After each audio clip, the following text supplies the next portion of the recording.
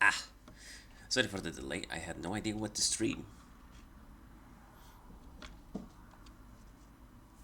Ah, hold up. I think my cat is gonna request something. Meow.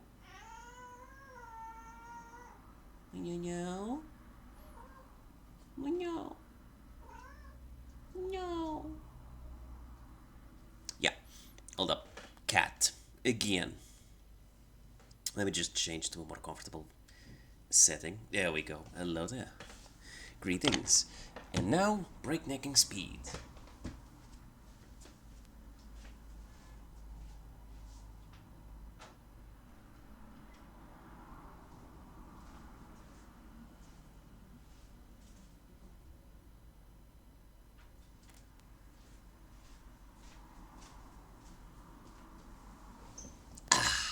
Okay, I'm back.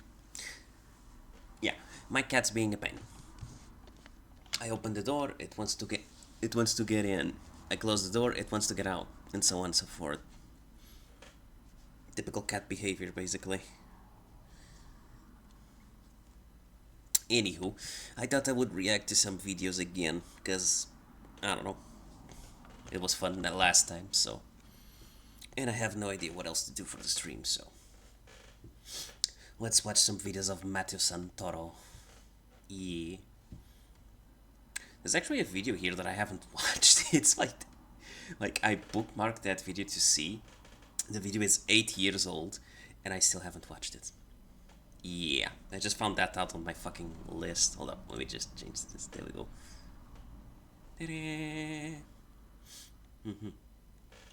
Let me see if I can. Which one is it? Is it this one? No, not this one. It this one?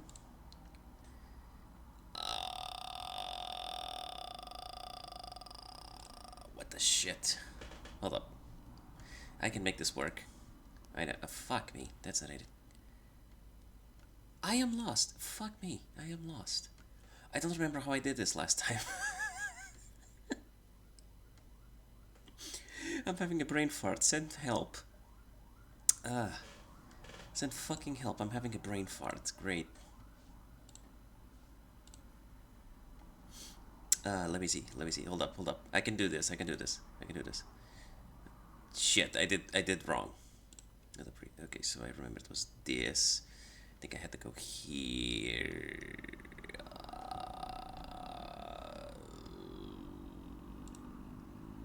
No, not this one. God damn, this is confusing. What the fuck?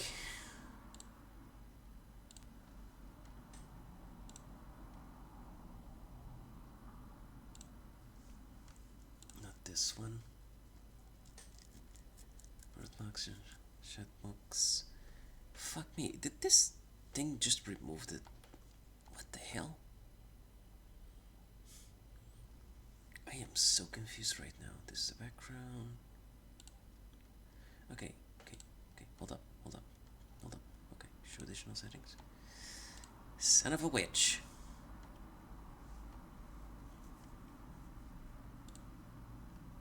Yeah, I don't remember how I did this. Fuck me. Fuck me, right? Fuck me twice. Because I remember doing this, and now it's not working. Hold up, I can make it work. I can make it work. I can make it work.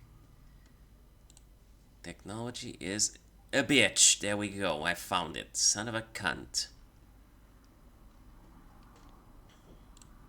Is it this one? It is this one. Son of a cunt. I found it. This is what I wanted. Also, I'm using the wrong account, but that's fine. Ignore that.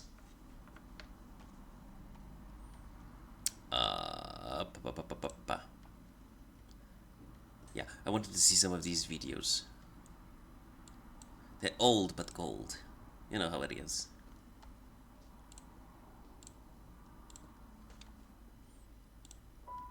Wait, is it working? Shit, I forgot to check. God damn it. Okay, yeah, it's good. It's good. It's good. Okay, let's watch it. Pictures can tell us many things. They're a way for people to capture a moment to look back on it later. But what happens when you look back on By the way, this is Matthew Santoro. an old picture to discover Channel. that there's something or someone in it that you did not expect? The following photos I'm about to show you were all taken by amateur photographers who, upon developing them, discovered what can only be described as an apparition, a spectral being that is not of this world. But of Spooky. course, the subject of ghosts is always a topic for debate. Are these hoaxes or are they unintentional glimpses into another world? It's for you to decide. So here are 10 creepy ghost pictures that were never explained. Number 1 is Our Lady of Zytown. There are thousands of stories documented from the past of people who have claimed to see a religious figure. While most of them were a single sighting, the appearance of Our Lady of Zytown was very different. This apparition was first seen on April 2nd, 1968 by a bus mechanic named Farouk Muhammad Atwa, who, upon spotting it, believed it to be a woman standing on the top of a church in I'm sorry, where's the lady? I don't see I don't see the fucking lady. Where's the lady? Zytown district of Cairo, Egypt. Believing that she was suicidal, he, along with 2 other witnesses, called the authorities, who explained that it was simply a reflection of light. But it was quickly discovered that this was more than a simple reflection, as for over 2 years afterwards, Okay, now I'm seeing it, but I don't see it here in the back, in this one. Is that her? Okay. Is that a halo that she has? Weird. that this was more than a simple reflection, as for over 2 years afterwards, thousands of people witnessed the same apparition which resembled the Virgin Mary. Hundreds of photos were taken of these events, all of them depicting the same figure. Having been unable to produce an alternative explanation for the luminous sightings, the Egyptian government has come forward accepting the apparitions as real. Wait, it's in Egypt? Damn. Spooky. I don't know, what do you guys think about this one? Real or unreal? I don't know. I find it difficult to believe in these things, but at the same time it's like, I want to keep an open mind to it. You know? It's weird. The Egyptian government has come forward Really weird. accepting the apparitions as Because look at the picture. It looks like a woman, it's sitting. What if this is like the Doctor Who episode? Like, imagine this is like the Doctor Who episode. It's not actually a person you're seeing, it's one of those robot cyborg thingies that they show in that one episode of Doctor Who. Remember that? Like, they thought they were seeing ghosts, but it was actually another dimension. What if it's something like that? What if it becomes like The Mist one day? Like, someone tries to open a portal to another world. You know? Thinking that they're visiting the dead, but in reality it's another dimension.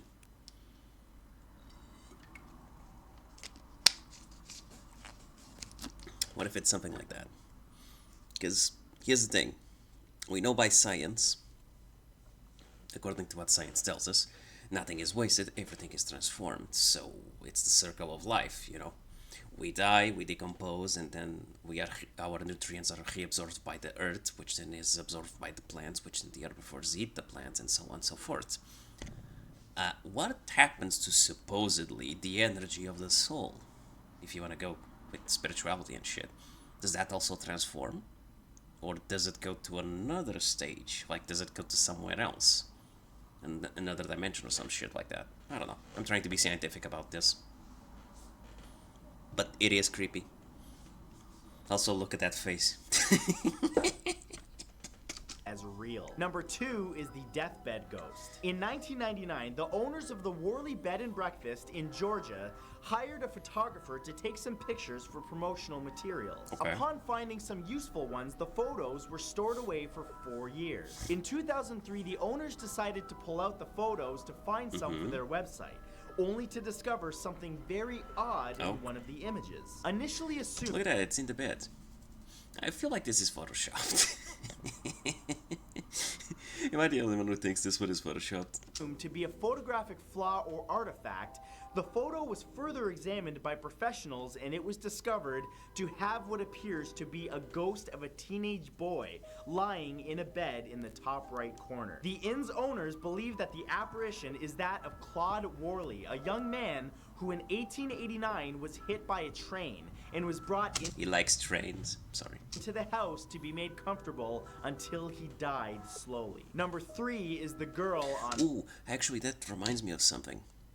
What he's saying here. be made comfortable until he died slowly. Yeah, they brought him home and laid him in bed so that he would be comfortable. That reminds me of something. Did you know that Japanese folklore believes that if an object or a person has a strong attachment to something, like emotionally speaking, that object can then retain, like, not the life essence, but it can sort of become alive and shit like that? What if it's something like this? What if that belief comes from this sort of things, you know? Like someone who, like an object that absorbed or had a strong connection to someone who was close to death, you know, someone who was dying, and as such it retains vestiges of it. What if it's something like that? Because think about it, he was run by a train, people took him home and laid him down in his bed, and while he stood there dying, that energy just kind of sticked there, you know, just kind of glued itself to the bed. Whatever thoughts and ideas and emotions he was feeling just kind of attached itself to that object. You know what I mean? That's what it reminds me of. Can you react to my video, bro? Okay. What video? What video you do, bro? Also, thank you for the follow.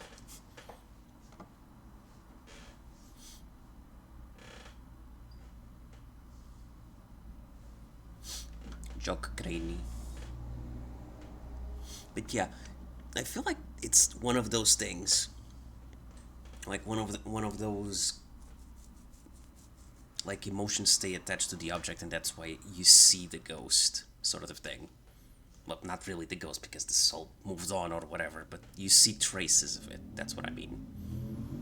Discovered to have what appears to be a ghost of a teenage boy lying in a bed in the top right corner. The inn's owners believe that the apparition is that of Claude Worley, a young man who in 1889 was hit by a train and was brought into the house to be made comfortable until he died slowly. Number 3 is the girl on fire. On November 19th, 1995, a great fire consumed the Wem Town Hall in Shropshire. Okay, this picture.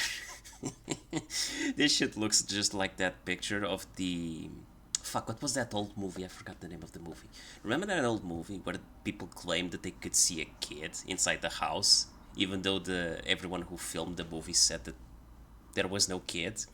It was all fake. But there was a kid who died in that house where the films took place. Remember that shit? That's what this reminds me of. But these pictures, when it's so clear, crystal clear like this, I just find it hard to believe, because it's like, I don't know. It's kind of like those UFO sightings that people claim they see.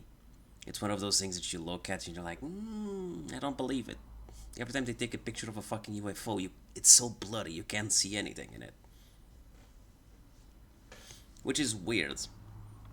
Because when you think about it, like with ghosts, even when you have a crystal clear picture, people don't believe it. But if it's all bloody and shit, people believe it. But with UFOs, it's the opposite. England, reducing the entire building to ashes. This monumental firefight brought both photographers and press to capture the battle. However, one picture was taken that has bewildered people to this day. This picture was taken by local resident and amateur photographer Tony O'Reilly, which seems to show a ghostly girl standing near a railing as the blaze destroys everything around her. Mr. O'Reilly, who died in 2005, adamantly claimed right up until the date of his death that he did not doctor the image that made headlines around the world. Adding credibility to his claim is that none who were there ever saw this girl, and the photo was later verified by experts to be authentic. Through research, it was later believed that the specter is that of 14-year-old Jane Cherm, a girl who died in a fire that she caused accidentally with a candle over 300 years prior in 1677. Ooh, again, this goes back to the thing that I was saying about like the Japanese having that belief of objects retaining the emotions and of the person who died and shit like that. Like in both instances of this, it's basically the fire. It's the same place, and it was the fire. The fire was the catalyst that made the ghost reappear, because it was like, oh shit, I burned stuff and I died. And now there's stuff burning again, so I reappear. You know what I mean? Basically, I'm trying to see a pattern. That's what I mean. Patterns are nice. It allows you to explain things. That's copium. That's my copium. That's my copium. Knowledge. With a candle over 300 years prior in Either that, or it's just a 14-year-old with a twisted sense of humor that just decided to be a daredevil and stand there just for the picture. Kind of like that meme of the kids where the house is on fire and it looks at the camera smiling like, hey. Same thing. 1677. Number 4 is Grandpa's Ghost. On August 17th, 1998, Denise Russell and her family took their 94-year-old grandmother out for a picnic to cheer her up after she had been in a nursing home for a week. During the family outing, Denise's sister took a photo of her grandmother, which captured something unexpected. Behind her grandmother stood her grandfather, who had died 14 years prior in 1984. Damn. Eerily, nobody noticed this anomaly until Christmas of 2000, after their grandmother had already been dead for over 8 months. Interestingly, their grandmother had always said that she felt the presence of her late husband, as if he had always been watching over her. Perhaps this picture captured one of those very moments. Yeah, this reminds me of an actual IRL story, a personal story at that, of my aunt. Like, my uncle died a couple years ago, actually. It's gonna be, like, what, 2 years, I think? Something like that. And my aunt had a fucking terrible car crash. And according to her, she said she heard a voice saying it's not her time yet. And or that she heard someone pulling her to the side, something like that, you know. Basically, she claimed she heard her husband calling her, some shit like that. I don't know, I don't believe any of it. I feel like that's just what's the word I'm looking for? I think that since she passed in front of the wheel, like she passed out in front of the wheel, she started hallucinating, because when you start passing out, you don't really notice that you're doing it, but your thoughts, the last thought that you're having, it echoes in your mind. And I know this because I've already passed out while listening to music once, or having a music stuck in my head, and I didn't notice I passed out, but I could hear the music clearly in my head as if it was playing on speakers and some shit, even though it wasn't. So that's why I don't really believe in it. I think there's more of a scientific explanation for that shit. Still, keep an open mind. Number 5 is the Staircase Ghost. Queen's House Building at the National Museum in Greenwich, England, has been the site of many paranormal encounters in the over 400 years that it's been in existence. People have claimed to have heard footsteps. Yo, what the fuck? Look at that picture. Now that's creepy. That's sinister. Seen doors open seemingly by themselves, and ghosts who have roamed the halls. Of course, all of these were simply claims with no evidence, until one picture was taken. This photo, taken in 1966 by Reverend Ralph Hardy, a retired clergyman from White Rock, British Columbia, shows a glowing white figure climbing the staircase, the stairs being the only thing that he meant to photograph. It was only after this photo was developed that the woman appeared, much to the Reverend and his clergy. I'm sorry, womans. There's multiple people there. That shit is creepy. Shock. When the Reverend came forward with this photo, many people cried hoax. That was until the photograph was authenticated by multiple experts who have declared it to be authentic. Number 6 is Lord Cumbermere. That's the thing, though. How can the experts declare it's authentic? I never understood that one. Like, they just look at the picture. Yep, nope. I don't see traces of Photoshop or some shit like that. Like, How do they go through that? I don't know. It's just weird, I guess. I guess what they mean with authentication is that the picture is real, it wasn't altered, it wasn't anything uncertain. They find no traces of tampering with it. But still, you could take a fucking picture with fuck, what's the word? You know why? Like when they do it in the movies, like the movie The Thing and stuff like that. Like, what if I took a picture of that? It would be authentic. It wouldn't be tampered with. But I guess you can see if it's a doll or not. And these ones don't look like dolls. Combermere's ghost. This photograph of the Combermere Abbey Library was taken in... Okay, see, this is what I mean. Now that is creepy as shit. These old pictures are the ones that I believe in. Like the more modern ones, I find it difficult to believe, but these ones are like, whoa. You know? Fun thing, did you know that back in the day people used to take pictures of the dead? When the camera was invented, when the photograph was invented, they actually started taking pictures of the dead. And funny enough, the dead smile. I'm not joking. The dead actually change their facial features when you take pictures of them. Like, it actually shows up in the picture. Like, physically they aren't moving, obviously, because they're dead. But one thing that you notice is that the picture itself changes. It looks like the dead are actually alive because their appearance changes, their expressions. In 1891 by photographer... Which I guess goes to show why people believe that photographs are a way to capture the supernatural or to capture things that you don't see.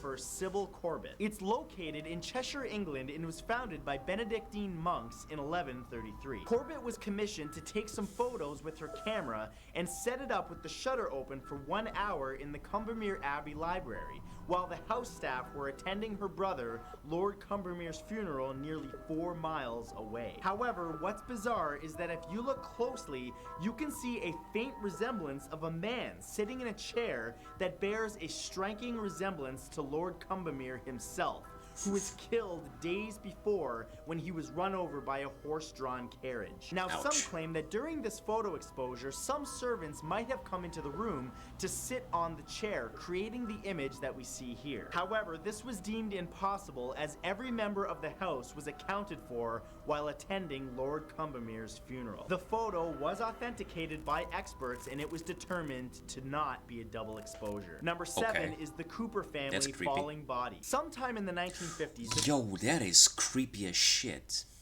That gave me chills. God damn. Fuck me. That one is actually creepy as shit.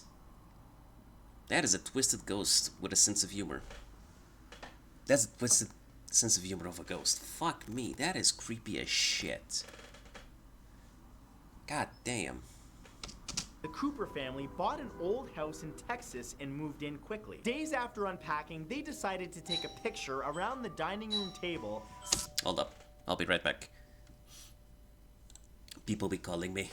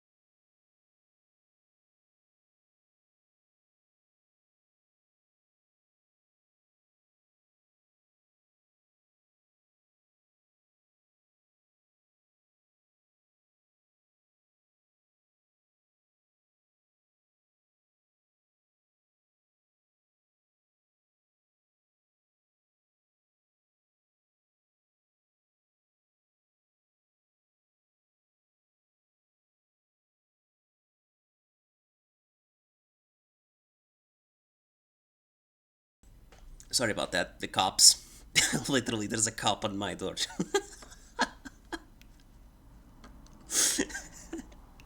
There's an actual police officer in my door. Had to open the door. Hold up. So don't be surprised if I vanish all of a sudden again. Anywho, let's continue the video. There we go. Smiling and celebrating their new home. However, when the photo was subsequently developed, they discovered an extra guest in the Yeah. image. On the left of the image is what appears to be a hanging body of a deceased person, which was not originally there according to the father who took the photo. This is an extremely controversial photo that has made its rounds around the internet over the past 5 years. Many have claimed that this is the work of double exposure or Photoshop, but some who have analyzed the photo believe it to be genuine. Number 8 is the Amityville. I mean, it looks super creepy though. Like, and here's the thing why I believe this one. It's not just because it's black and white picture, like really old picture. It's because of this, the kids. Not a single one is reacting to this. Do you know how difficult it is to make kids stand still like this, smiling in the laps of their mothers, ignoring this? Not one of them looking at it or paying attention to it? That doesn't happen easily. The photo believe it to be genuine. Number 8 is the Amityville Ghost Boy. On November 13th, 1974, Oh, fuck me, when I saw... Damn. Son of a bitch. That kid creepy. Son of a bitch. Now this one is creepy as hell. This is some... I'm talking about some horror movie shit right here. Like, you see this? Like, you take a... Son of a bitch. Look at him. He's just standing there. Casually on the left, like left corner. Do you see the... Like, there's 2 doors open. You look at the one in front of you, there's nothing. You look at the one on the left, you see those glowing eyes staring at you. That is creepy as shit. That is creepy as shit. Also, I don't believe it, this one. But it scares the crap out of me. This one is one of those really, really creepy ones.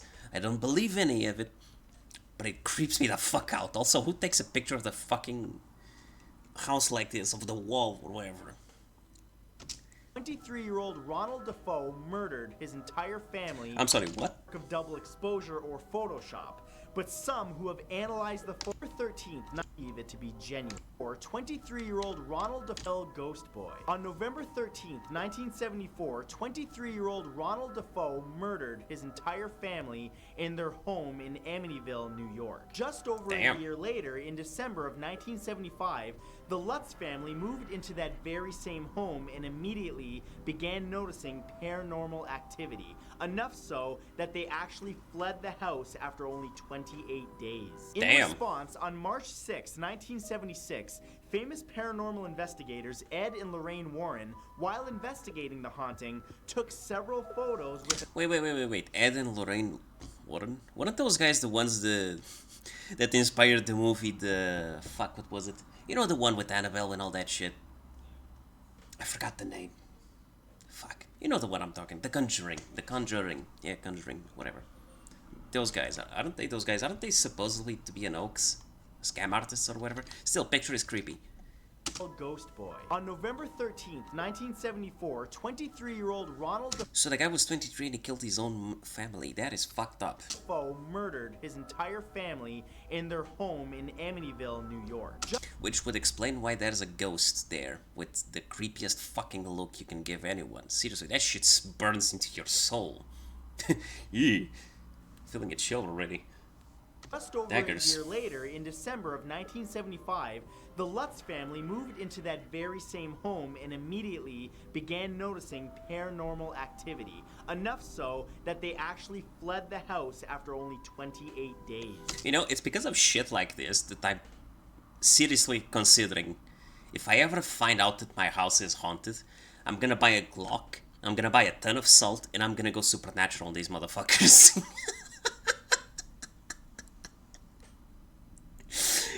You know what I mean? Like, if this shit is real, like, imagine you find out this shit is real in your house. What do? You call a priest or you buy a Glock? I buy a Glock, personally.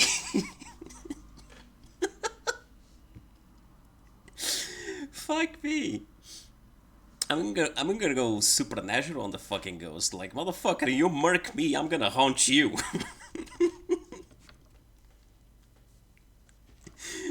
I'm gonna go supernatural on these motherfuckers. God damn. Fucking pieces of shit. In response, on March 6, 1976... I don't know, my fight or flight response is very weird. And I've noticed this when I play horror video games too. Like, when I see shit like this in video games, my response is... fight it! Face it! Doesn't matter if you're scared, face it! Grab a baseball bat and beat the shit out of it. You know, go fucking signals, like the guy did with the alien. Beat the crap out of it. That's usually my response to this kind of thing. I don't know why. My fucking fight or flight response is fucked up at this point, I guess. Like, sometimes it's like, run away, that's the obvious fucking choice. In other times it's like, do I have a gun? Fight. Don't run, fight. End the threat now before it comes back to bite you in the ass. Paranormal investigators Ed and Lorraine Warren, while investigating the haunting, took several photos with a time-lapse infrared camera. However, what they discovered upon developing the photos was nothing that anyone was prepared for. Caught in this photo is a small boy staring back at the camera.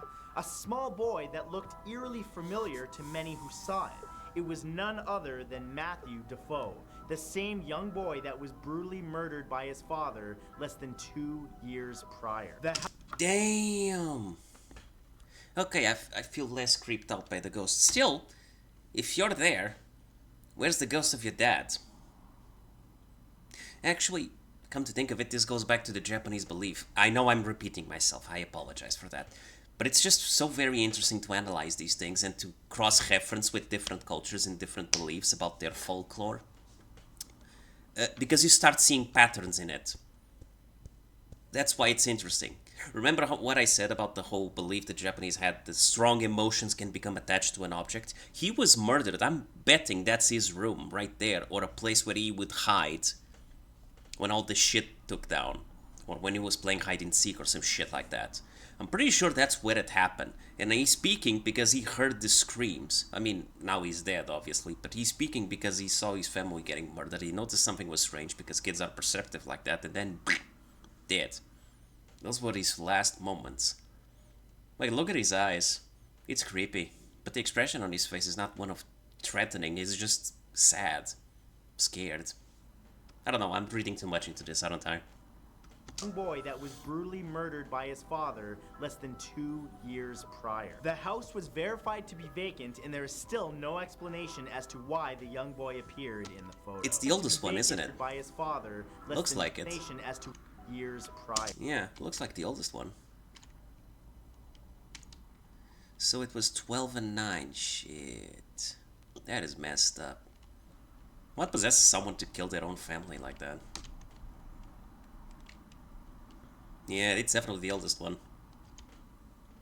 The house was verified to be vacant, and there is still no explanation as to why the young boy appeared in the photo. Number 9 is the White Lady of Worstead Church. In 1975, Peter Berthelot and his wife, Diane, were visiting the Worstead Church in Yikes, that one is creepy. Norfolk, United Kingdom, with their 12-year-old son. As most families do on their vacations, they took a photo of their destination, in this case, the inside of a church. However, what they did not expect was to develop a photo that would come to be known forever as the White Lady of Worstead Church. In this famous photo, we see Diane sitting at a pew with an apparition behind her. The specter appears to be wearing old clothes, including a bonnet. Understandably terrified, the family submitted the photo to the church vicar, Reverend Pettit, who had an interesting revelation. The day the photo was taken, Diane was sick, which is why she was sitting. The Reverend quickly identified the apparition as the White Lady, a healer who appears to those who are sick. Yo, that is so cool!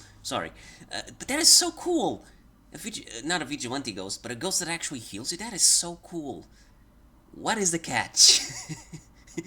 I mean, it's cool at a glance, but then you start thinking, nothing is given freely. There are no free lunch. So what's the catch? You know? What's the price? Because this shit is creepy as fuck. But yeah, that is very, very cool. Not gonna lie, Ghosted Heals, that is fucking awesome. Apparition as the White Lady, a healer who appears to those who are sick. The legend he spoke of had gone back over 100 years, but this was the first time that someone had actually captured her in an image. And number 10 is someone in the back seat. Back in 1959, while at a cemetery... Yo. No, this doesn't look real. To visit her mother's grave, Mabel Shinnery snapped some pictures of the site, including this shot of her husband as he sat in the passenger seat of the couple's car. However, unbelievably, the camera captured something else unexpected. Mabel's dead mother sitting in the back seat. Dead mother? I don't see the dead mother. I see a dead father in there. I'm confused. Go back. Some pictures of the site, including this shot of her husband as he sat in the passenger seat of the couple's car. However, unbelievably, the camera captured something else unexpected.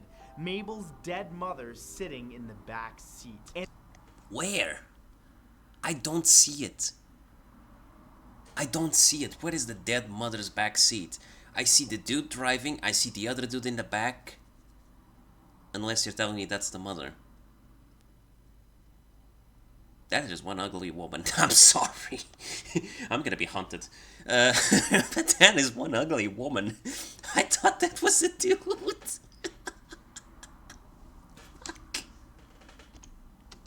I'm sorry, I thought that was a dude.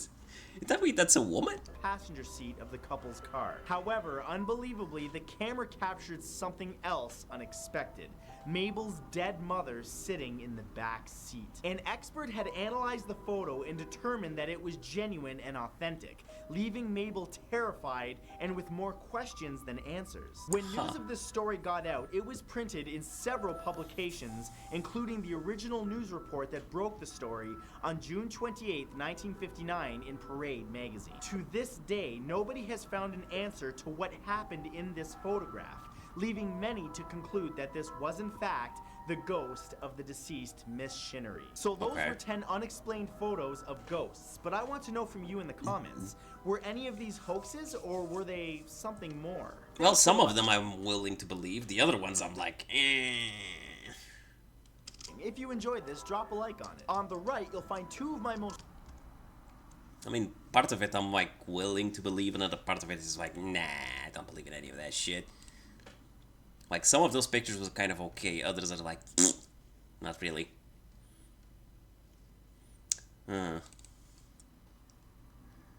Also, give me a moment.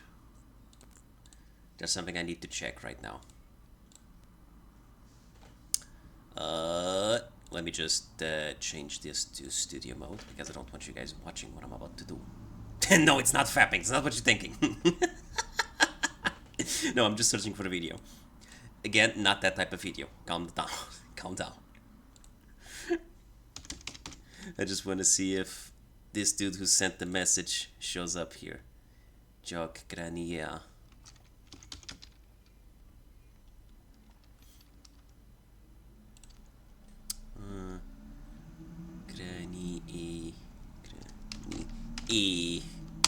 Let's see if that shows up somewhere or not.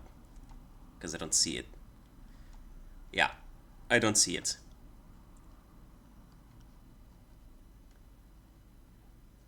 I don't see it. I don't see it. So I'm pretty sure it's a scam. Just got scammed, I guess. Anywho. Pow.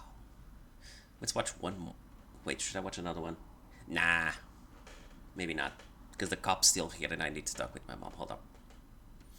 I think I'm gonna end it here real quick. Sorry. I'll see the other videos next time, actually. Because I'm very interested about this now. Very, very, very interested about it. Like, these ghost videos are just the best for me. Then nightmare places that really exist.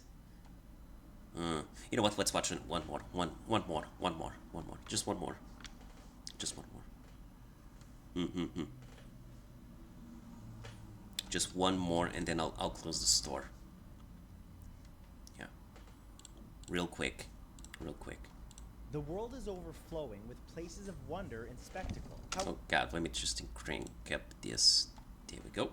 However, some places take a turn into the darker aspects of life. These places are filled not with happy thoughts or positive experiences, but are instead a source of fear and horror. Oh. Oh look, it's a bamboo. Here are 10 nightmare places that really exist. Hold up. Let me...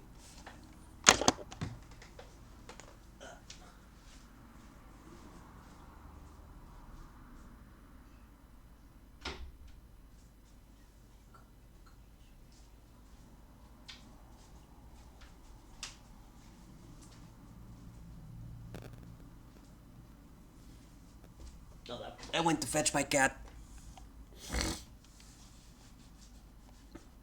Speaking on the cat, I actually got scared once with my cat. Because of my cat. Got creeped out. Like the cat, this was back in the day when the cat was still young. Like baby-like, like it had I think it was 6 months or something. And what happened was that the cat, like I was in the kitchen, I was alone in the house, just me and the cat. And the cat, all of a sudden, started staring into the fucking end of the house. Basically, all the way towards the room where my parents sleep. And it kept staring at specifically at one division of the room, like from the other side of the kitchen, because we have like a hallway, and on one end of the hallway there's a kitchen, and on the other hand of the hallway there's the room to my parents. And you can basically just stand there from the kitchen and just see the door that goes to my mom's room, my parents' room, and you can see some stuff inside. And the cat just kept staring in the direction where they store the clothes and where there's a mirror and all that shit. But you can't see the mirror because the mirror is lateral, you know, you can't see it from peeking through the kitchen. And the cat kept staring at it. And I was like, what's wrong, kitty? What's wrong, Luna? Like, is everything okay? And I tried to pet it and take it away from there, and it refused. It wanted to stay there and keep an eye out on that thing. And I was like, I started staring at the back end of the hallway. I kept looking at it. Nothing. I don't see anything. It's fucking dark. There's nothing in there. What's wrong, kitty? Are you okay? And it keeps staring at it, and it refuses to fucking stop staring at it. So I'm just like, okay, look, cat, there's nothing in there, okay? Stop creeping me out. So I just walk in. I just keep walking in, and I stand there inside where the cat is looking, and I look at the cat, and the cat's freaking out, like, meow! Looking at it, and I'm like, there's nothing here, cat! Look! And I start waving my hand in front of it and touching the places where it was staring at, and the cat starts, like, being super freaked out, but still remaining in the same spot, like, just staring at what I'm touching. And I'm like, okay, this is getting ridiculous. You're creeping me out. So I go to the kitchen. I grab the cat. You know, I pick it up in my lap. And I start walking towards it. Like, look, there's nothing here. And the cat flips. It refused to go there. It jumps out of my lap and it sprints. And it goes back to the kitchen and it keeps staring at it. And I'm like, okay, this is creepy. You're freaking me out. And I don't like it. So I just did what a gamer does. I went to grab my sandwich, and I sat down, played video games for the rest of the fucking night. Because this was during nighttime. This was like dinner, so it was already dark. It was like 8, yeah. It was like 8 p.m. So it was really dark already, and I was like, yep, nope, I'm not gonna do any of this. Not gonna think about it, because it's worse for me. So I just sat down, eat my sandwich, and I played video games throughout the night. Until the cat finally, whatever the fuck it was sensing there, just left or stopped being troublesome or whatever, and the cat just decided to show up and chill and sleep next to me. But yeah, that was a creepy evening for me. To this day, I have no idea what the cat sensed in my parents' room, but it sensed something. Anywho, what's gonna do with the video? These horror videos are the best. Number 10 is the Hoyabachu Forest. Hoyabachu Forest? Okay. Transylvania is most famously associated with the story of Dracula. Yeah, but Vlad Tepes III, the man, the myth, the legend, the impaler. Single-handedly prevented a fucking invasion of his country. Mm-hmm.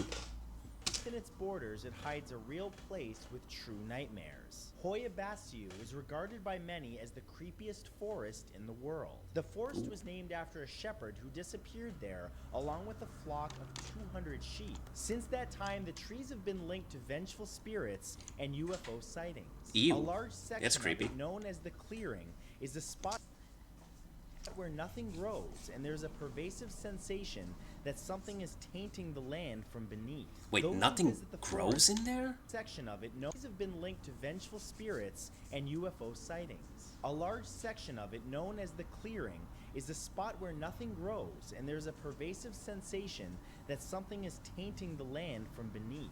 Those who visit the forest often report feelings of nausea and anxiety, Ew. along with the unnerving experience of being watched from between the crooked trees. Ew. Let me guess, it's the Witch of the Woods, like in that Robin Hood movie. Strange, shadowy figures are often seen wandering nearby, and locals believe that whatever walks there is too frightening to confront. Wait, what? Strange, shadowy figures are often seen wandering nearby, and locals believe that whatever walks there is too frightening to confront. I mean, yeah, you don't know what kind of psycho is there. Like, assuming it's a person, you don't know what kind of person it's there. It reminds me, it reminds me this one time when I was taking a course to be a security of sorts, and people asked me if I was comfortable working in a graveyard, if I was okay literally working as the security of a graveyard, and I was like, yeah, sure, I'm fine with it. And people got surprised because they were like, aren't you afraid? And I answered, I'm not afraid of the dead, I'm afraid of the living. The living can harm me, the dead usually leave me be. So yes, I would be comfortable working the graveyard shift. As long as I had fucking Netflix or some shit like that. Just give me free Wi-Fi and I'll spend the rest of the night just watching videos. And a gun. A gun too, just to be sure. But yeah, in this case it's the woods, and they say it's a spirit, but it could very well be a person, shadowy figures of people just living there and taking advantage of superstition, because that's a thing that people can do. We have done it in the past. I mean, Vlad Tepes, for example. The fucking, what was it, was it the Persians or the Turks? I forgot which ones it was. But nonetheless, they claimed that Vlad was the devil himself because the guy just put the fear into their souls. So yeah. But I will admit that the part of the trees bending and not growing in specific places, I'm willing to bet that might be because the earth is salted or some shit like that, or maybe it's just not good for growing due to an accumulation of different materials in there. It's just not good for plants to grow. And people feeling nauseous might be a clue to that. But since everyone's afraid of it, nobody goes to check. So since nobody goes to check, it remains a mystery. I'm pretty sure if people just check the damn thing, they would find out that there's a scientific explanation for it. And there's a pervasive sensation I would actually worry if there wasn't one. that something is tainting the land from beneath. Those who visit the forest often report feelings of nausea and anxiety, along with the unnerving experience of being watched from between the crooked trees. Strange, shadowy figures are often seen wandering nearby, and locals believe that whatever walks there Look at is the too ears. frightening to confront. Number 9 are the Izu Islands. Izu Islands. I feel like I've heard that name before. Where are they? Off the coast of Japan, just south Okay. of Tokyo, resides a group of islands which are among the most frightening in the world. Oh. Known as the Izu Islands, one in particular is a literal hell on Earth. What do you mean? It's called Miyakijima, and those who live there face danger unlike anywhere else on Earth. The island sits on top of an active volcano chain. Oof. In 2000, one of the volcanoes erupted, spewing toxic gas into the air. People were evacuated and not allowed to return to their homes until 2005. Now, residents and visitors must carry gas masks with them at all times. If an air raid siren sounds, everyone must put on their mask to protect themselves from the coming toxic fumes, which are regularly released. If they don't, they will be consumed by the sulfur gas and become a permanent part of the island landscape forever. Okay, I need to ask, why do you live there? You're living in an active volcano, constantly spitting out toxins that will literally kill you. Why do you live there? I'm sorry, but why? That doesn't... we're not talking about the oopsie, like that one case where the people lived downhill and there was an eruption that released sulfur gas, which basically killed everyone in the fucking village because the people didn't know there was an active volcano underneath. And when that happened, it released a bunch of sulfur gas, which ended up killing everyone in the village. Like, that shit happened. And once it did, everybody packed their collective crap, and left the island never to set foot in there again. Because here's the kicker about sulfur gas. It kills you almost instantly. You can't smell it. The only way to detect that shit is like with a torch or some shit like that. Because that thing, you can't smell it. It kills you almost instantly. It's like cyanide pills. Except you inhale that shit and you go, dead. And people, when that happened, they just packed all their crap, assuming there were survivors, because there weren't. The village was all dead. But people noticed that everyone was dead, and then that's where they found out the sulfur gas and all that. And they packed their collective shit and made it explicit that nobody lives here, nobody should live here, because everybody might die at any moment. And that's why I'm looking at the Izu Island and thinking to myself, why do you want to live in an active fucking volcano? Spewing fucking poisonous gas that can kill you at any moment. Like, you hear the siren and you go to your 5-year-old, okay, honey, time to put the gas mask, otherwise we die. Why would I want to live there? Why? 2000, one of the volcanoes erupted, spewing toxic gas into the air. Oh, hi, Shadow. I'm doing good.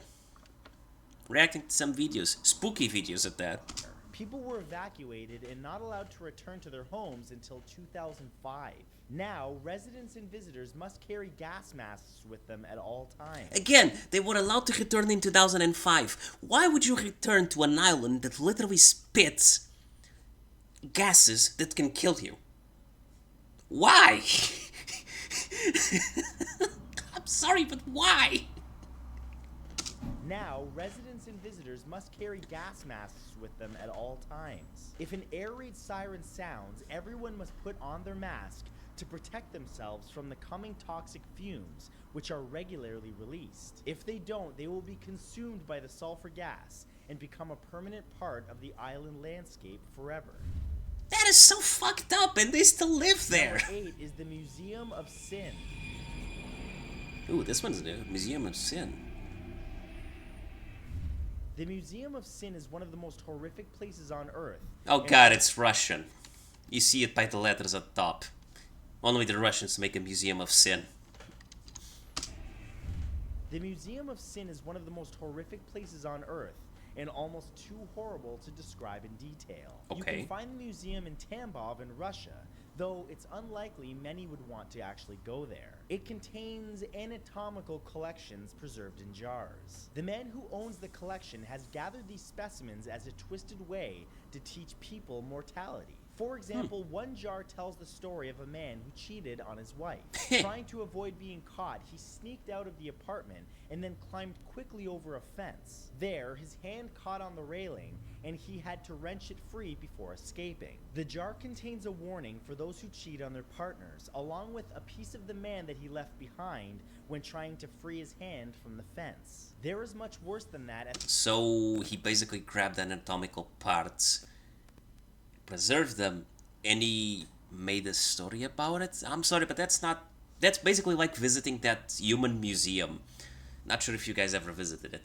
There's a museum about body parts that goes around, and they basically have parts of the body preserved, and you can go and you can visit it and watch it. Basically, same thing this guy did, but the difference is he decided to go and tell spooky stories about it. Literally the same thing. I don't see how that is creepy. The story is creepy, sure, but the rest isn't really that creepy. So you have body parts all around. It's not that different. And if we're talking about weird, it's like that museum of penises, where the guy just collects a bunch of penises of different animals and people and shit. And yes, that exists. It's weird. The Museum of Sin, and it is not for the faint of heart. Number 7 is the Hell Garden. Ooh, Hell Garden. Let me guess. Indonesia? Another horrifying place filled with nightmares is the Hell Garden. This bizarre park can be found in Thailand. Okay, it's and Thailand. Contains within it gruesome Sorry. Thailand, where the women have dicks. garden. This bizarre park I'm can sorry. be found in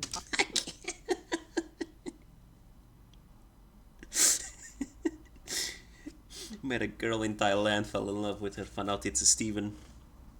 Thailand, and contains within it gruesome statues of those reborn in a form of Buddhist hell. These Ooh. statues surround the ruins of an 11th century monastery, only adding to the already potent atmosphere of a place suffocated by decay and fear. Most of the statues are too shocking to show, as their skeletal frames writhe and twist in unnatural fashion. Each statue represents what awaits sinners should they be reborn in Naraka, a place of torment and pain. Damn. Many believe that these ghoulish human statues are more than simple nightmares brought into form by artists, but that they are actual representations of the terror which awaits in Naraka, a true living nightmare from which no one can wake. Damn. Spooky. Number 6 is the Halloween House. Wait, is it like the one in the movie, or...? Some places begin with a positive history. However, in some circumstances, the twisted minds of storytellers can turn the most idyllic environments into stark images which haunt our dreams. This is the case with the Halloween House. It was used in the classic 1978 John Carpenter movie Halloween. The Okay. house sits on a quiet street north of Sunset Boulevard called Orange Grove Avenue. Tourists visit this location to revel in the fear that they experienced as moviegoers. However, rumors persist that the very act of filming a horror story there about a psychopath who has escaped incarceration and fled into the night to terrorize people has left a strange imprint on the place. Some visitors Lol. say that they see things out of the corner of their eyes when standing outside of the house, and others believe there is much worse to be found inside. Oh, again, this goes back to the thing I was saying about the Japanese having that belief that objects retain the emotions of the strong emotions of people. Could be that. Basically, the object, because they made a movie based on that house, the people who watched the movie got scared about it, and they decided to visit the actual house where the movie took place, even though there's no actual real life events like it, but nonetheless they decided to visit it, and the fear that they feel and the things that they imagine basically create strong emotions that get attached to the house. That's what I'm basically going back again. I don't know. It's an interesting belief. That's what I'm trying to go for, and it's very interesting to see how humans' emotions and their beliefs then reflect on the environment itself. The house, and others believe there is much worse to be found inside. Number 5 is the Aldgate Pump. The Aldgate Pump. Water fountains were common in Victorian times and were often found on the busy streets of London. These fountains gave the general population direct access to clean drinking water. One Okay. of the most interesting water fountains in London is known as the Aldgate Pump. But this strange pump, complete with a sculpted wolf head where the water flows from, hides a dark history. The pump was designed to commemorate the last wild wolf killed in the city of London. Oof. But in 1876, people began to complain about the taste of the water it produced. They also noticed lumps of congealed matter in the water that they drank. The true horror was revealed when engineers investigated the source of the contamination. As it turned out, the well beneath the ground ran directly underneath a cemetery and had infused the water with disgusting pieces of deep earth that lay there. Oh, they were eating. Oh no! They were drinking corpses. No! I'm pretty sure someone got sick. Did nobody got sick from that? Fuck! They were drinking corpses. How did you build a fucking fountain and not know there's a graveyard underneath it? Like, huh? How did you? Ew! The pump was designed to commemorate the last wild wolf killed in the city of London. The Revenge of the Wolf, right there. But in 1876, people began to complain about the taste of the water it produced. They also noticed lumps of congealed matter in the water that they drank. Ew. Again, body parts. Decomposed body... Hold up. Decomposed body... Didn't they bury the dead body in caskets? Or did they not do it back then? I'm pretty sure they did back in those days. This is 18 something something, right? It's a dark history. The pump was designed to commemorate the last wild wolf killed in the city of London. But in 1876, Okay, 1876. They had caskets back then. We're talking about Victorian London. They had caskets back in the day. They didn't just throw the body into the dirt. Which means that whoever drilled the hole and made the well found the bodies. I'm guessing. Assuming. Was it done on purpose? Oh shit. people began to complain about the taste of the water it produced. They also noticed lumps of congealed matter in the water that they drank. The true horror was revealed when engineers investigated the source of the contamination. As it turned out, the well beneath the ground ran directly underneath a cemetery and had infused the water with disgusting pieces of deep earth that lay there. Ugh. Number 4 is the Park of Monsters.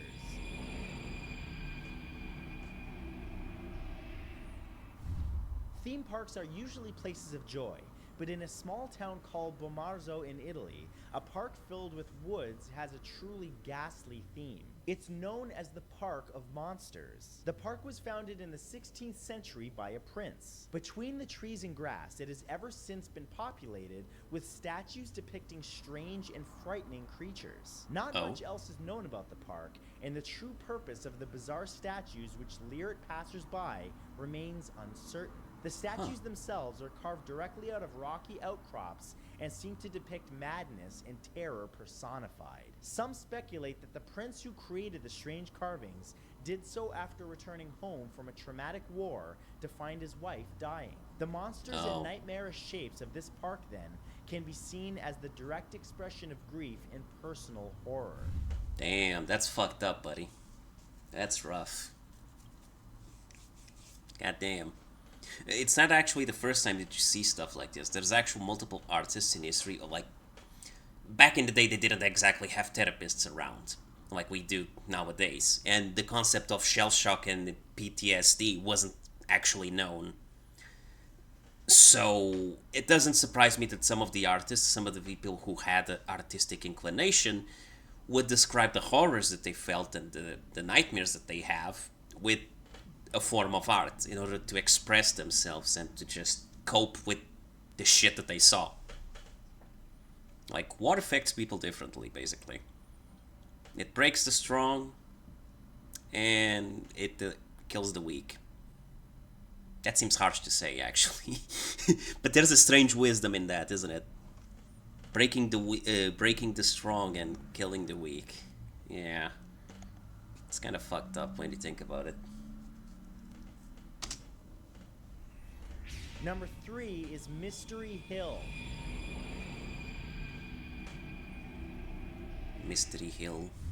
H.P. Lovecraft created some of the most compelling horror literature ever put on paper. Yep. His stories often contain descriptions of ancient evils far beyond Cthulhu! the comprehension of us humans. While Lovecraft's stories are controversial today due to his prejudiced perspective, some of those stories were based on real places. One such Man, the man sure loved tentacles. location is Mystery Hill, which is often called America's Stonehenge. No one knows exactly who built these structures, but some believe that they are far older than written history itself. Oh. Tourists who have visited this location have often been overwhelmed by a sinister atmosphere. Others have heard whispers and unseen footsteps around the decaying ruins. Such experiences leave open the possibility that Lovecraft's stories of ancient horrors were based on a very real lurking terror from humanity's past. Damn. It reminds me of the American Myth. You know the one, Roanoke? That's what it reminds me of. That one is also one of those mysteries that's kind of fucked up. The fact that people don't know what happened to Roanoke.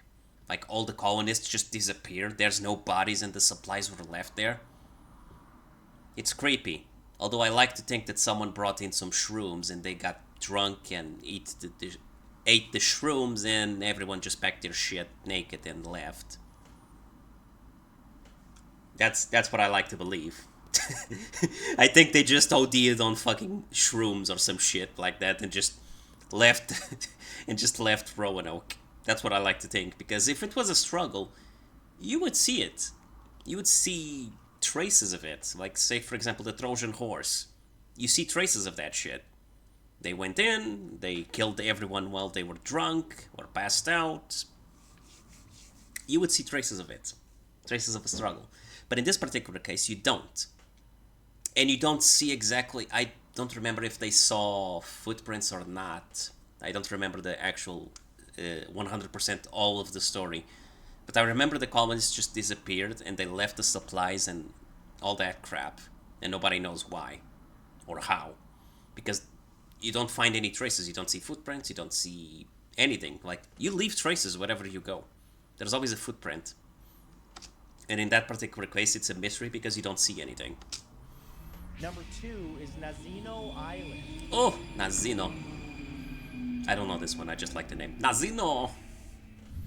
Nazino Island contains one of the most tragic and unnerving events of the 20th century. In 1933, Stalin sent 6,200 prisoners Again, the and Russians. Soviet guards to the frozen Siberian island. It was there... Oh, hi, Generica, but wow, how do you pronounce that name? I'm just gonna call you Generica.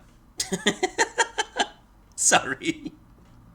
Hi, welcome, I'm doing a reaction video. that the people were charged with creating a new settlement, but they were given very few tools and almost no food to survive. Many of those living there were quickly claimed by the ice and snow. Let me guess, cannibalism.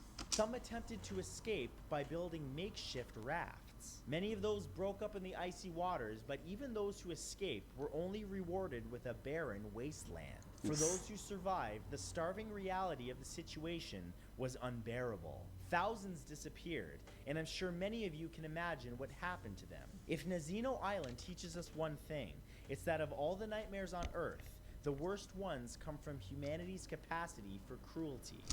It's genetic aviation enjoyer. Huh, okay, interesting. Also, never trust a man with a mustache. That's just science at this point. You can't be trusted. Full beard, it's okay. A mustache, don't trust him. Don't trust him. Nightmares on Earth, the worst ones come from humanity's capacity for cruelty. And number 1 is the Forbidden Cave. Forbidden Cave? Deep beneath the idyllic ski town of Steamboat Springs in Colorado lurks an unsettling subterranean world which is deadly. In the darkness, a cave system there is covered with a horrid mucus. The slime has congealed on the ceilings to create dangling blobs which drip on whomever enters the cave. The dripping sludge is made from sulfuric acid. Oh, fuck! An acid cave? That is fucked up! Acid cave? Whomever enters the cave. The dripping sludge is made from sulfuric acid, which burns anything it touches. The few who have seen the cave use breathing apparatuses. Yeah, because you can't breathe in that shit. It's sulfuric acid. That crap kills you. The gas alone kills you. What the fuck? Sulfuric acid. It touches. The few who have seen the cave use breathing apparatuses and protective clothing because its darkened tunnels and caverns are filled with a toxic gas which will suffocate anyone unprepared. Amongst the slime, strange insects scurry about and are joined by wriggling blood-red worms which thrive in the toxic environment. I'm sorry, what the fuck? What? A cave made of sulfuric acid and there's life in it? I never thought that would be possible. What the shit? There's bugs, weird bugs growing in a place full of sulfuric acid. And there's worms as well. Red worms, like he described. Like, how do they survive? That shit drips from the ceiling. How did they survive? Don't they get burned? Does that mean they're resistant to sulfuric acid? This raises so many questions. Sheesh. Are joined by wriggling blood-red worms which thrive in the toxic environment. The forbidden cave beneath Steamboat Springs is the very definition of a nightmare and will consume anyone who enters its dark domain. Thank you. Yeah, I bet. What the fuck? That is so fucked up. Hold up, gotta watch one more. Which one is it? 10 cities abandoned for shocking reasons you won't believe. Yeah, sure, let's watch this one. Natural selection and evolution, perhaps. Have you ever wondered what happens? Although has the cave existed for that long? Maybe. I don't know. I mean, they say the cave was underneath the city. So they built the city and they never noticed the cave, which means the cave was already there. But still, like, how, like, we know there are animals that exist in very extreme conditions, but I can never imagine evolution taking down such a path that somehow manages to make life able to survive sulfuric acid. Because sulfuric acid burns everything. Like, it's one of the strongest acids there is. That shit melts everything. Think of it like the Alien movie. That's literally it. That's fucking sulfuric acid. It kills you if you breathe it. It kills you if it drops on your skin. So, the fact that there's life inside that cave makes me flabbergasted. I just look at that shit and I'm like, what? How? I guess the simplest organism survives better. I don't know. It's just weird to see that shit, especially the worms. Like, because they describe the cave as having sulfuric acid dropping from the ceiling. So if it's dropping, it's falling on the land, on the earth. And if you have worms, don't they get burned by the acid? It raises so many questions, man. Evolution is weird. Have you ever wondered what happens when a city just disappears? No warning, no fanfare, just gone. Well, buckle up, because today we're diving into a list of 10 cities abandoned for reasons so bizarre you will not believe your ears. Wittenoom, Australia. This town was once a source of blue asbestos, a mineral prized for its heat-resistant properties. However, the mining of blue asbestos came at a devastating cost. Exposure to asbestos fibers is linked to serious respiratory diseases, including lung cancer and mesothelioma. Despite the growing awareness of these dangers, mining continued for decades, leaving a legacy of environmental contamination and human suffering. The town of Wittenoom, once a bustling mining community, now stands as a stark warning about the dangers of unchecked industrialization and the importance of prioritizing human health and environmental protection. Typical case of greed. Keep digging, John. Doesn't matter if you lose all your limbs. Just keep digging. What's that? You can't breathe? Doesn't matter. Keep digging. We're getting rich. Today, Wittenoom remains a hazardous area with strict warnings against entering due to the high levels of airborne asbestos. Goddamn. The town serves as a poignant reminder of the long-standing and devastating consequences of industrial greed. Centralia. By the way, isn't asbestos used to make fireproof materials? Holy shit, doesn't that crap cause cancer? Fuck! Those poor people. Pennsylvania. A coal mine fire ignited beneath the town in 1962 and has been burning. Oh, I know this one. I remember this one. Yeah. Basically, there was a mine and they lit it on fire by accident, and that shit had so much coal inside the mine that it's still burning to this day. Like, it never stopped. Like, the city had to be evacuated, and to this day, that shit doesn't stop burning. A coal mine fire ignited beneath the town in 1962 and has been burning ever since. The smoldering inferno, fueled by the vast coal, seems beneath the town and created a surreal and dangerous environment. Toxic fumes seep from the ground, making the air unbreathable. The earth itself is unstable, with sinkholes opening up unexpectedly. The once vibrant community of Centralia has been slowly consumed by the fire, with most residents forced to relocate. Today, only a handful of stubborn souls remain, clinging to their homes despite the ever-present danger.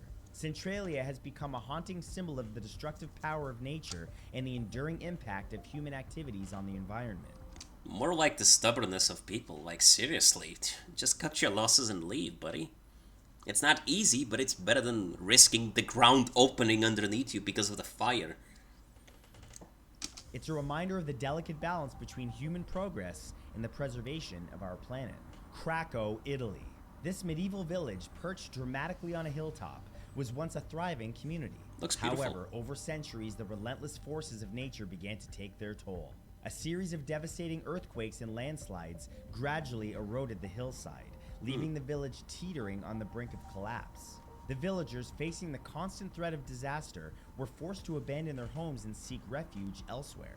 Today, Krakow stands as a haunting testament to the power of nature and the fragility of human existence. Just saying, the city looks very beautiful. Like, before the abandon, it got abandoned. Like, it looks very beautiful. Even now, even the ruins. Hold up, look at this. I don't know, it looks very beautiful. I don't know. I just like the architecture and all that. Looks pretty. Makes you want to visit it or something. Leaving the village teetering on the brink of collapse. The villagers, facing the constant threat of disaster, were forced to abandon their homes and seek refuge elsewhere. Today, Krakow stands as a haunting testament to the power of nature and the fragility of human existence. The abandoned houses, churches, and other structures offer a glimpse into the past, a reminder of the lives that once flourished in the now deserted place. Krakow's become a popular destination for tourists and photographers who come to witness the eerie beauty of this forgotten village and contemplate the fleeting nature of human civilization. I'm not the only one. Namibia. Once a thriving diamond mining town, Kolmanskop was a symbol of wealth and prosperity.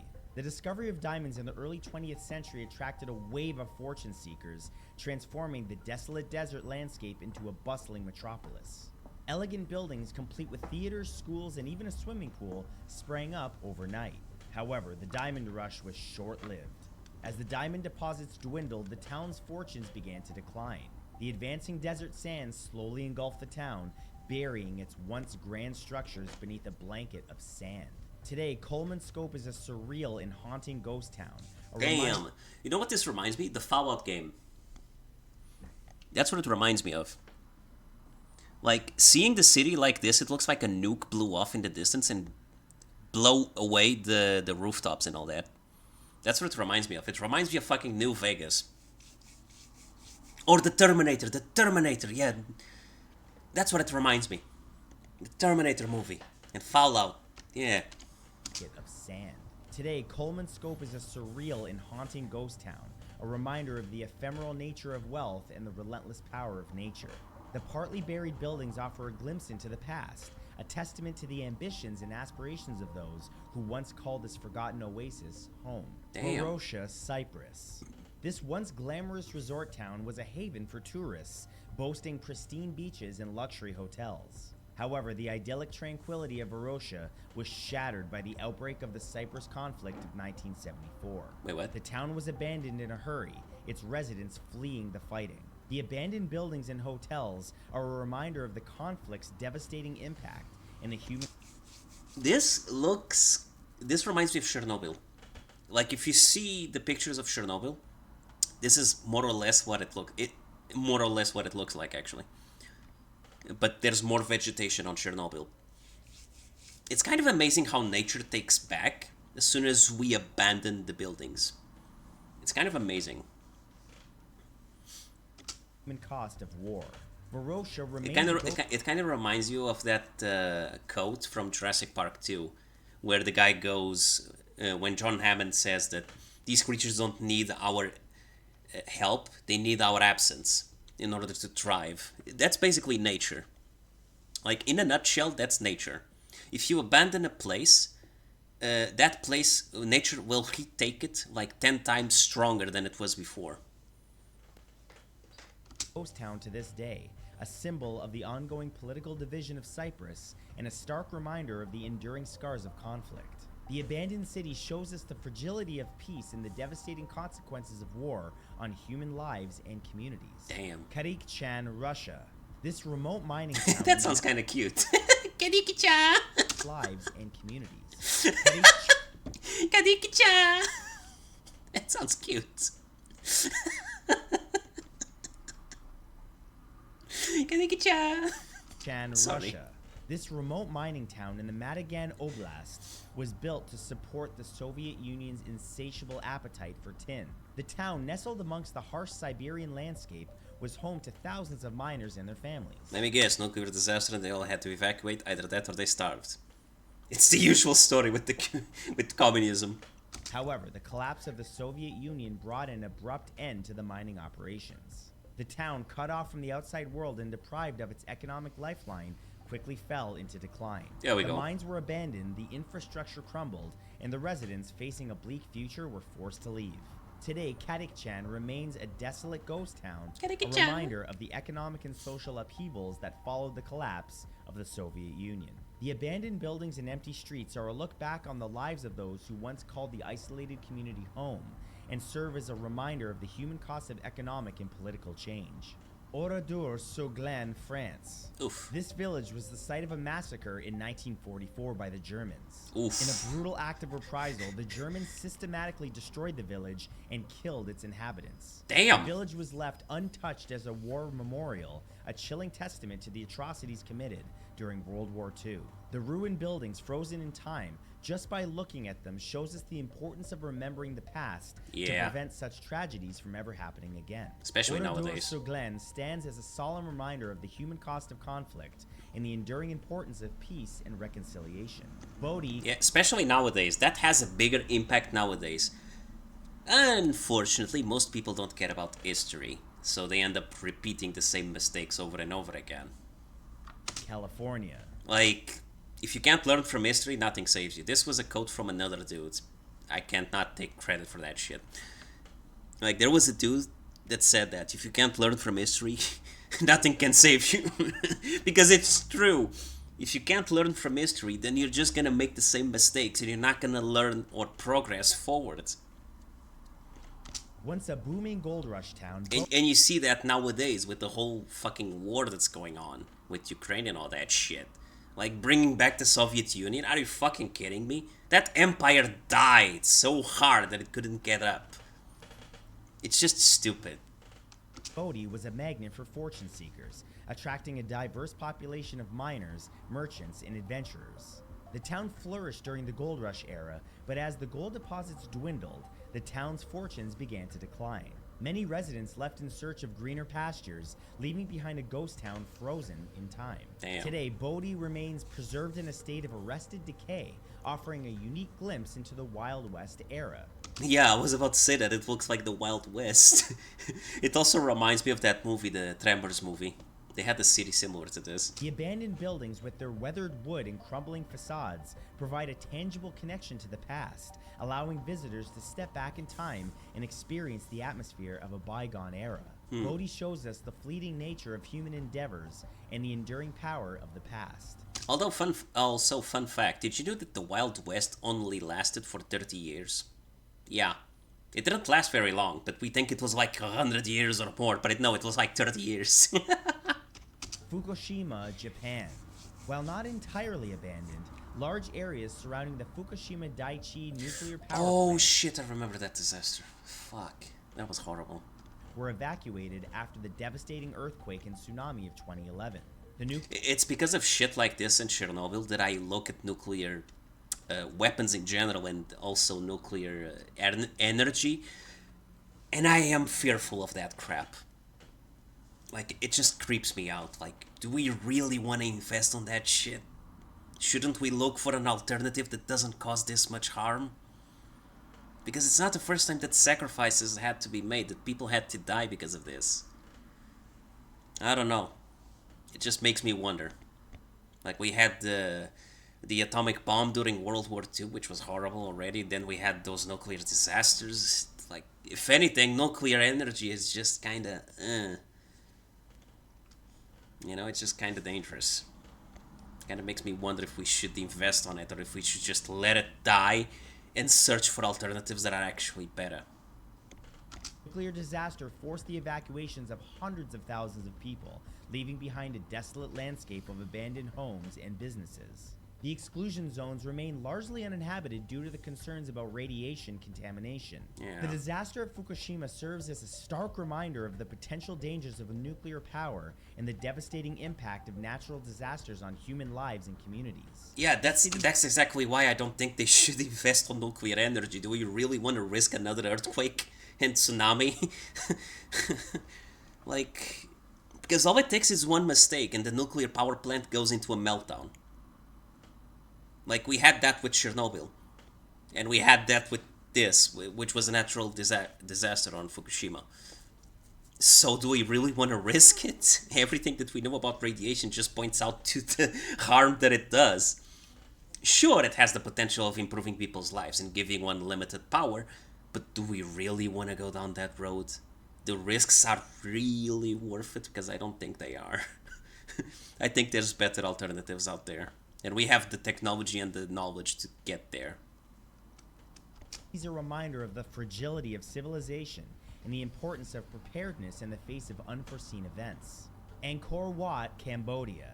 While not completely abandoned, the ancient temple complex of Angkor Wat was swallowed by the jungle after the decline of the Khmer Empire. The once grand city with its intricate temples and elaborate sculptures was gradually claimed by the jungle, its glory obscured by a thick canopy of trees. The rediscovery of Angkor Wat in the 19th century was a major archaeological find. Yeah, I imagine some Indiana Jones motherfucker was super happy about that. Revealing the astonishing achievements of the Khmer Empire. Oh, there's a bot there. Hold up, let me kill the bot.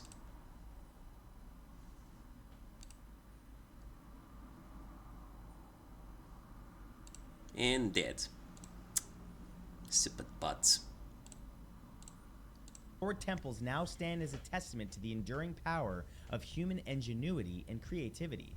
It's a reminder that the rise and fall of civilizations, the enduring legacy of human achievement, are very real. Exactly. So there you have it. Empires rise and fall. Reasons that are truly shocking. But did any of these stories surprise you? Let me know in the comments below. Make sure you leave a like and subscribe because you will not want to miss what comes next. Subscribe to Matthew Santoro. Subscribe to him. He's good. He makes good videos. I enjoy them. Anywho, I'm gonna call it a day now. This is gonna be the end. I just wanted to watch this last video, and I'm gonna leave the others for next time because they're really good. Ah, fuck! There's a commercial. Ignore that. Thank you. I'm gonna watch this one next time. Insane Asylums. Let's go. Anywho, thanks for watching, and bye-bye. Hope you had fun. I know I did. Ciao.